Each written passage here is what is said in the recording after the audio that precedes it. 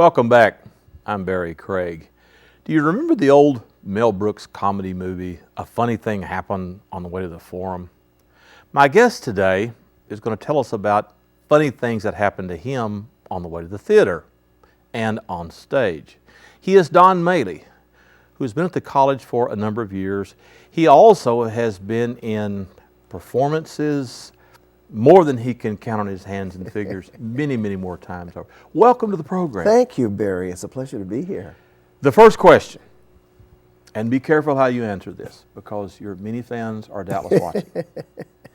Is it true that you were caught on camera, a television camera, having a heart attack in bed with a woman who was not your wife? Well, that would be certainly deserving if I were to have a heart attack in that position. But yes, we were doing a commercial or a program for the chest pain center, I believe at Western Baptist. And it was just opening. And it started in the bedroom where I was with an actress, and I was saying that, I wasn't feeling well, and she said, well, we better go to the hospital. And sometime later, somebody said, I saw that, but that wasn't Vicky.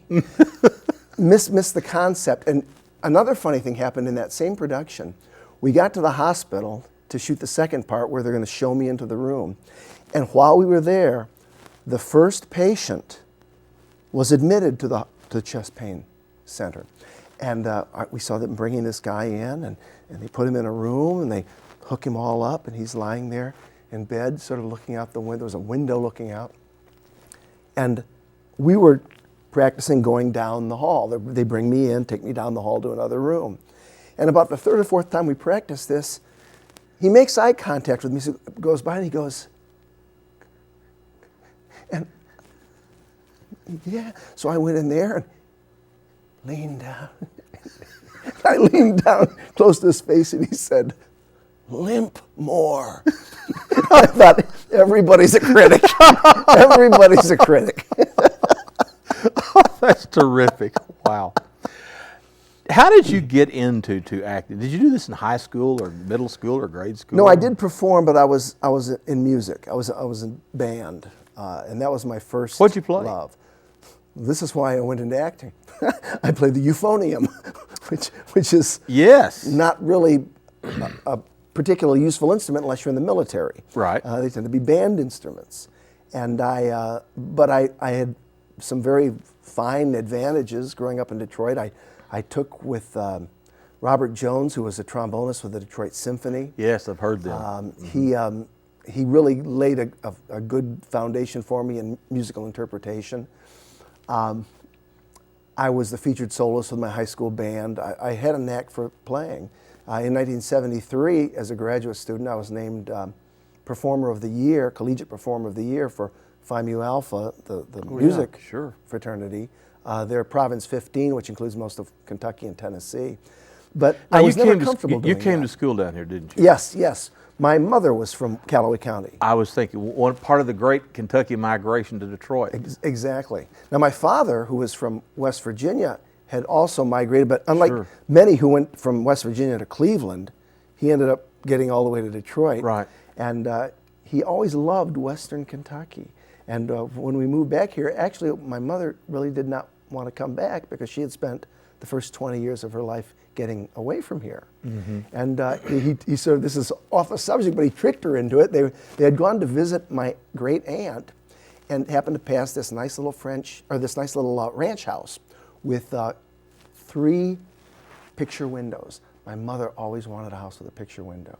She said, well, if a house like that was for sale, I'd move back down here. They got down to my great uncle's, and my dad happened to mention that. He said, that house just went on the market. The sign's not even up yet. I think they signed the papers the next afternoon. Wow, that's terrific. But I came down here because Murray had a great music department and still has. Absolutely does. But I never was completely comfortable performing in as a soloist, especially, because there were so many things that could go wrong. The lips, if your lips were chapped, you had a problem reaching the high notes. I felt much more comfortable just talking. And as a music student at Murray State, I managed to get involved in Campus Lights, which was my first really theatrical production. And at that time, I was going back for a second master's in oral interpretation, and none of the music majors could really act. So I got offered a lead part. I'm probably still to this day the only student who was ever offered a lead part on the condition that I give up all my songs and not sing, because I was not a vocal major. And, but I could read the lines better than the other students. And from there I went into Reader's Theater with, do you remember Miss Ruby Kreider from Murray State? Sure. And I did some Reader's Theater at Murray. And then when I moved to Paducah, my new mother-in-law suggested, well, why don't you go down and try something at the Market House Theater? So I started here in the fall of '75. The spring of '76, I went down and auditioned for A Man Called Peter. Right. And I didn't, the funny thing is I didn't get cast, but about 3 days later, the director called me up and said, the guy I cast can't do it, would you do it? And so, you know, sometimes good things happen if you just are patient. Right, right. Going back through the career, and again, I love the theater as a member of the audience. And it all goes so smoothly. Everything seems to be just perfect. But I know behind the scenes there are gaffes and goofs aplenty. Can you share with us some of your favorites? Oh, sure. And you have actually hit upon something I was going to say. 'Cause we had discussed, you know, some humorous things in the theater. Well, if it's a comedy and it's humor, it's supposed to be. So nothing is really humorous unless something's gone wrong, as a rule. And just a few of the things that I'd made some notes for myself, but just a few of the things that I had that have happened to me on stage early on. One of the first examples comes from, I think it was probably the second musical I ever did at the Market House. It was a musical called Apple Tree. Most people are unfamiliar with. It wasn't on Broadway very long. It was noted that it was a vehicle for Alan Alda in his youth. And Apple Tree is really 3 one-act plays strung together with the common theme of men and women. The first act is from Mark Twain's The Diary of Adam and Eve. And there are only 3 characters in it, Adam, Eve, and the serpent, who was played by Chris Black when we did it years ago. It was a very unsmooth production going. It was maybe the worst final dress rehearsal I've ever been involved in. I was Adam. I started out up in the tree, and this is the last performance before we have an audience. I'm up there waiting for the spotlight to come up, and it does, all the way across stage, nowhere near me. I think the opening night went as smoothly as it did. You know, the old adage, a bad dress means a good opening, and vice versa. I think it's because a bad dress rehearsal will send you home and really think about the script. But one of the very late props I had, Mark Twain says one of Adam's early jobs was fruit thumping. And he had a little wooden mallet that he'd thump fruit with. Well, it wasn't until the last rehearsal or two that I got a mallet to work with. I managed to incorporate it into a song as a prop. Opening night, I've got this mallet and I'm singing and I go like this and the head of the mallet flies off. Well, I had no idea where it went, but the accompanist was Judy Bray, wonderful woman, and at intermission she comes back into our dressing room. She's wearing a dress. She comes back and says, "Don, nice shot." And she reaches into her bra and pulls out the head of the hammer. That just cracked me up. Oh, that's terrific. Another one they're never funny at the time, of course. Oh, no. But we were doing Passions of Dracula, and this would have been in the late 70s. And I played Lord Godalming. And my love interest in it was one of Dracula's early victims in this rewriting of the Stoker accounting. And on this one occasion, I was supposed to walk out and find her body in the garden, and at the end of this act, come carrying her blood-soaked body back into the room through the French doors. Well, she was not a local actress, and she was rather, how shall we say, substantial. In fact, the director had asked if I thought I would need a truss as I carried her in. I said, no, I was a young Yeah. guy at the, nah, I won't. So one evening, I come through there. Well, there had been a flash pot set up along the base of the French door because later in the play, the smoke goes off and Dracula comes through it. Well, as I'm carrying her through the French door, my toe catches on the flash pot. I trip, stumble in, and drop her. Now, to her credit, she bounced once and didn't move. I'm not sure how I would have reacted in that situation. How did the crowd react? You know, there's the occasional giggle. That's the neat thing about theater. The crowd never knows if something is supposed to happen or not. Right. And if you can make it, if you can try to incorporate it, we did a play called Corpse where I played twins. Extremely challenging thing, and I had to change backstage right behind the. I couldn't go back to the dressing room because I'd have to go off as one character and come on as another. And they had a wardrobe cart there for me in the dark, and I would grab a pair. Well, somebody had left some extra clothes on there, and I go back there. Lights go down in the dark. I'm putting on pants for my next scene. I go out there, and I'm supposed to be now the rich twin looking out his penthouse. The lights come up, and I hear this sort of in the audience. I look down, and I've grabbed the wrong set of pants, and they're breaking me right about the calf. And it just looks silly, but I just acted like it was supposed to be that way. April Cochran, who has taught me a lot over the years, has always said, if something goes wrong and the audience laughs, stare at him and dare him to think it wasn't supposed to. You know, that was supposed to That's happen. terrific. That is. So you just got to remember you're always in control. Yeah. Dropping lines. How often does that happen? Well, it happens frequently, but again, it's something the audience doesn't usually catch. If the actor is into what's happening, you can usually ad lib or bring us back around to where we're supposed to be. Now, share a couple of experiences along those lines. We were doing Neil Simon's Chapter 2. In fact, Gail Robinson Butler was playing the lead, Michael Cochran was playing the male lead, and April Cochran and I were playing their friends. And I remember being on stage with Michael one evening, and I jumped to the wrong speech. It was a speech later in the act. And I first became aware that something was wrong when he was looking at me up close, with a little strange look in his eyes that you couldn't see from the audience. And then suddenly I realized, oh, wait a minute, there are lines that haven't been said yet. And I could see him frantically trying to think, how do I say this? How am I going to respond to this? But knowing what had happened, I segued that speech back into the speech I was supposed to give, and I saw him sort of relax because he knew we were back on track. Now, what's really scary to me is not so much if I forget a line, I'm gonna somehow be able to fix it. But if it's the person you're working with drops a line or gets it wrong. And that's happened to me on several occasions. We were doing a play years ago called The Vigil. It's a religious play.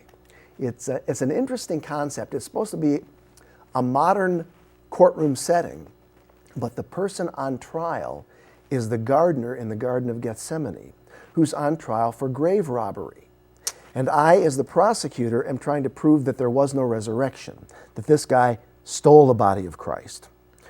Well, there's the two characters, the defense attorney and the prosecutor, are both in modern dress. The judge is in modern legal regalia. But all of the characters are characters from the Bible. Saul of Tarsus, Mary Magdalene. The judge's part isn't very large. The judge has the occasion when, in this case it was a woman, she responded with a sustained or an overruled. She did not come into rehearsals until about 2 weeks before we opened. And she had her script up there with her at her desk because we couldn't see what she was looking at. After a few performances, she got pretty comfortable with what was going on, but again, she hadn't been through the weeks of practice. And there was one performance where the defense attorney makes an objection and she's supposed to overrule it. Well, the defense attorney makes the objection. I'm getting ready to go on because I know it's going to be overruled, and she sustains it. And all I could do is turn to her and say, "But Your Honor!" And she knew that wasn't in the play. So she, well, on second thought, I think I'm going to have to overrule that. When we did 1776, there was an actor, loved the guy, and I went over I was getting ready to send him off back to whatever city he was from for help because the Constitution or the Declaration of Independence was in trouble of not being okayed. And I went over him, gave his cue line, and he just looked at me.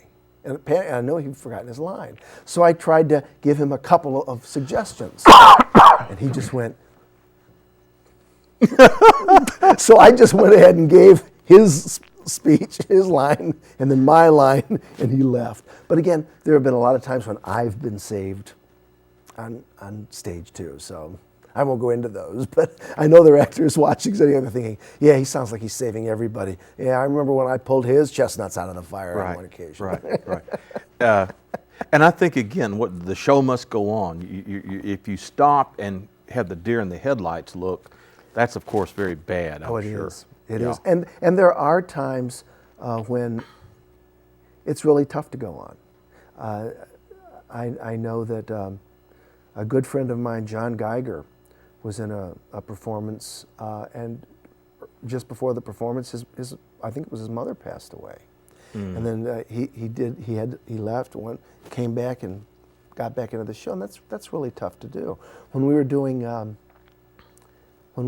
the Diary of Anne Frank, of course, we're all supposed to be hiding in the attic, and we're not supposed to be making noise, so we're barefoot or in socks, which actors are always warned not to do during rehearsals because there's always nails or things around that never go barefoot on stage.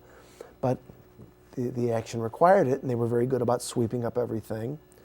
But during one performance, as I stepped back to one of the other levels, I stubbed my toe. And I mean stubbed it so bad during the intermission, I took my sock off and my entire toe was black. It was just, I was miserable. But again, you don't ignore something like that. It happened. The audience sees it happen. You know, it's like the old Saturday Night Live Chevy Chase thing about Gerald Ford. You know, Gerald Ford would bump his head and they go, "Oh, that's okay, nothing's wrong." Right. He'd say, "Don't do that. You've just hit your head. It must hurt."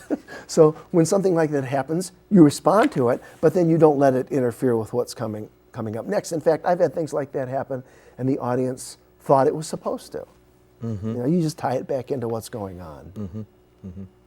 Another thing too, actors are a lot like baseball players. They're very superstitious. Of course, the thing that immediately comes to mind is Macbeth, the Scottish play.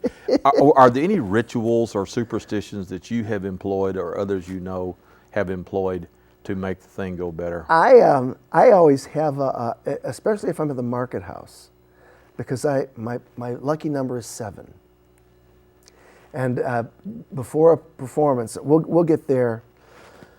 Oh, let's say the show starts at 7:30. We're generally called between 6 and 6:30, depending upon how much makeup is required. And they usually open the box office at 6 and open the theater at 7 for people to go in. Well, one thing I do is I like to go by as soon as the box office opens up and look at the house, what kind of house it is, how many tickets, because if you do theater long enough, you run the risk of losing the sense of, you lose the adrenaline. You lose the sense of adrenaline. You want that adrenaline rush. I tell my speech students, I was approached a number of years ago by the local chapter of the Association of Administrative Assistants, with whom I've spoken on a number of occasions. And they asked me to give a workshop on teaching them how to not be nervous when they got up and gave a report at work. And I knew they weren't going to like what I had to say. I said, you don't want to not be nervous, because if you're not nervous, it means you don't care. You want to be good nervous, which is excited, rather than bad nervous, which is afraid. So I like to work myself up into a sense of good nervous by checking the house. Then I will always go inside the theater, and before the house opens, I'll sit in the 7th row, right in the middle, and just look at the set and try to imagine myself on the set, the action on the set. And I generally do that here too. Todd, I don't go to the 7th row. It's the longest. I'll just go out and sit in the middle of the theater someplace. And Todd's sets are so beautiful that they inspire me to do a better job. So that's one sense in which I'm. If it doesn't happen, it doesn't bother me. So I'm not as superstitious as some might be. But again, like you say, you have your rituals. I like to be alone when I'm, and most actors do, I think, as they're getting into a line, getting into makeup, getting into costume, getting into character. And of course, out here and in community theater in general, you end up working with a lot of new people that have never done this before. And one thing that I always try to be patient with them, but it always scares me, is if they come up to me as I'm trying to get into character, say, would you run lines with me? And I want to think, man, if you don't know your lines by now, it's just way too late. Right. But I will, just to give them a sense of comfort. Yeah, yeah. And there was one other thing that just popped into my mind. It isn't so much superstitious, but the way things can go wrong. We did a play out here a number of years ago called, I hate that when that happens. It was about a fictional moonshot. And it was a really clever play that I had first seen performed at the Southeast Theater Conference. And I convinced Bob Shy to let us do it here. And it was about a moon landing. The lunar module goes down, but then there's a problem, and it can't get back up to the orbiting station. And there's a lot of flashbacks. So you see that one of the people in the module, one of the 2 people in the module that is now in trouble, early on had problems with panicking, and I or somebody else had overlooked it because we wanted him in the program so badly. Plus, one of the guys in the module on the moon had an affair with the guy's wife who's circling. Oh boy! And so there's all this going on. Well, there was a young student playing the other guy. I played one of the guys in the module. Young student was playing the other one, and we were supposed to be wearing these headsets because is the astronauts might in being in contact. And we got these old time-appropriate headsets that we're wearing. Well, mine was tight, so I would stretch it a little. Well, this young student, this is something I should be flattered by. He wanted to do everything just the way I did. So I swear, they're counting down until lights going down. Time to go out. Wait for your cue. I'm doing this. He sees me doing that and goes, and breaks it. He pops it in half. And I look at him, well, we had some more modern headsets for actual backstage stuff. So I just grabbed one of those. I gave him mine, grabbed one of those, and used it. But the look on his face, we're supposed to be just stepping on the stage, and he just pops in half. Wow. But there again, that's the quick recovery. That's right. It is. And the audience doesn't know what's going on. They may think, that one set of the headset looks funny, but they don't blame the actor for that. No, but there's probably a reason for it. Blame the director for it if anybody gets blamed. Yeah. We are running short of time. Run the rest of your list. What else do you have in the way? Oh, I was just since I didn't know really what to expect. I was doing things like what has scared me, what has been most challenging. We have 4 minutes. Okay, Jump in. Let me hit you with a couple that are humorous again in retrospect, but at the time they scared me to death. At the Market House Theater, a lot of audience members may not know this, but at the Market House Theater, there is a mechanized turntable in the middle of the stage that's normally covered by flooring. Did Paul Meyer, would that go back to his era? That, no, I can't remember. I remember, anyway. Yeah, it may have, because the first show we did was The Importance of Being Earnest, and I think Paul may have cast me in that. Well, they were going to show it off. The first show we did using that was Oscar Wilde's The Importance of Being Earnest. Oh, yeah. And I was playing Algernon Moncrief, and I was the first person to enter, and I entered from the wings. Well, we had a special open dress for people who had contributed to this turntable. So it was a full house. People, they wanted to see how their money was spent. And so they decided they really wanted to make it neat by, as the lights come up, the whole thing turns to show the first set. Well, of course, in the theater, stage right is right from the actor's perspective. Stage left is left from the actor's perspective. When they told the people who were doing the set, they said, put this chair stage left, this chair stage right. What they forgot to remind them is, while you're setting this up, it's going to be facing backstage because we're going to do. So they put everything on backwards. Oh. They put it right from the actor's perspective, but when it went in it was on the left. Right. That first night with an audience, I step out there and I am looking at a mirror image of the set we were used to working with. And that's why I tell anybody who's asking me, I say, know your lines cold, because there are going to be times when you can't bother thinking of your lines. You got to think, I'm supposed to pick up something from this table that's now stage left and make a stage right exit. How am I going to do that? And that was quite. Oh, it would be. Yeah. Scary. Wow. Well, so to be an actor, you've got to think on your feet very quickly. You really have to. You have to take advantage of the fact that the mind processes words much faster than the mouth does, and you've got to be thinking of 1,000 different things. It could be audience reaction. I remember doing a show at the Market House one time, and I was talking to a person, and there was noise off to my stage left. And it really was distracting. I got really upset because that's very unprofessional. I was going to ream somebody out, and when I walked off stage, I saw Michael and someone else standing there with a fire extinguisher, and there'd been a little problem. Well, they couldn't help. They had to take care of that. Of course. So immediately I wasn't nearly as upset as I might have been. I understand. And by the way, there was never any danger, so they took care of everything, Right. just in case people thinking, "Oh my Right. God, Yeah. I was there. It almost burned it off." It was just a little. It was just a little electrical malfunction. Yeah. We are out of time. We'll have to do this again. Oh, it's such a ball. This I is love it. terrific. Enjoyed it very much. My guest today was Don Maley. I'm Barry Craig. Thank you for joining us, and we will see you next time.